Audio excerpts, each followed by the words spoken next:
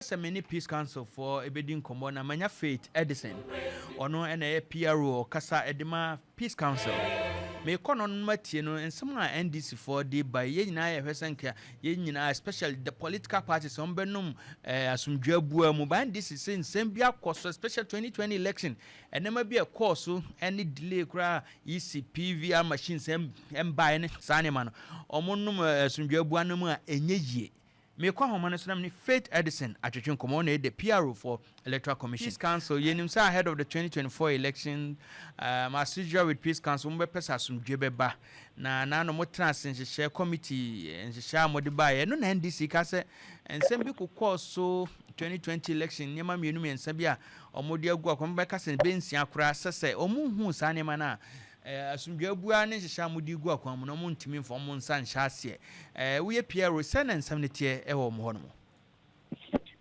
me chair chief na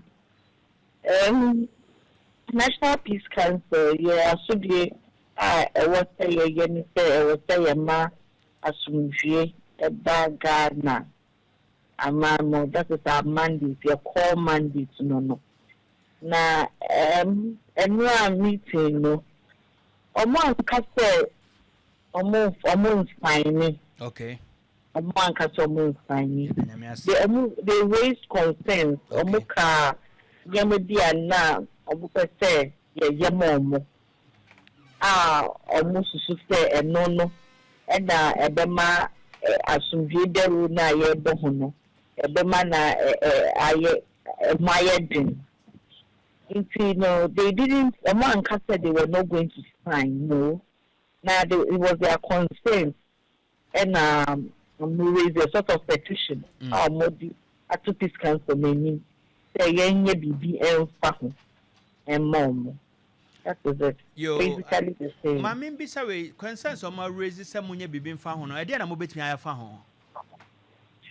Oh, so a committee. Okay. The committee now Peace Council set up. So Kaya Peace Council SSA Committee on Vigilantism. Yeah. In 2020, President Eddie the responsibility share Peace Council say they should disband vigilantism in Ghana, which Ubesha Nukremi said.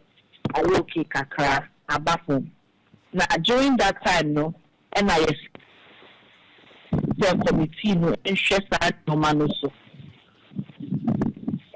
hate speech nyama ede violence beba into no ye call ye ye ko say ye kwa ko dead ye ko introduce that committee no actually nkonform actually NDC for no e mo na nsem we nyina fi bae into the nothing. Now, on the conference, no Mokai and the committee, not James, at George or Ashe, Yama was so the way forward. Now, say they come back to them. There will be to say the prosecution of individuals involved in the illegal printing of approximately 1 million extra ballot papers during the 2020 election. I know you're back, and I will share some more implementation of the recommendations of the Ayawaso West Oregon Election Commission of Inquiry. I hear on the report on the buy. Can we arrive at a conclusion before elections in Bedru? Because these are some of the concerns that they're okay, and they expect them to be addressed. Can we get them addressed before the election time? Oh, boss, who will say a setting up committee? Okay.